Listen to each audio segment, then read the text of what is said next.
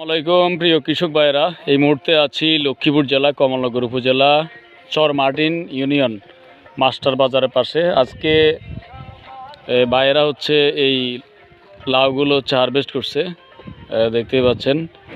তো লাউ এখানে প্রধান যেই সবজিটা ওনারা করছে সেটা ছিল লাউ। পাশে হচ্ছে লাউয়ের মধ্যে মাঝখানে দুই একটা কুমড়ার এই মোড়া ছিল, যেখান থেকে এত সুন্দর এই কুমড়াগুলো আসছে। তো আপনার এই যে লাউগুলো দেখে আপনাদের কাছে কেমন লাগছে অবশ্যই কমেন্টস করে জানাবেন। আর আপনার লাউয়ের কিন্তু এখন মোটামুটি দাম ভালো। আপনার এগুলো হচ্ছে এখন পার পিস, অর্থাৎ প্রতি পিসের দাম হচ্ছে অ্যাভারেজে ওনারা পাইকারি দিবে 40 টাকা করে। দুই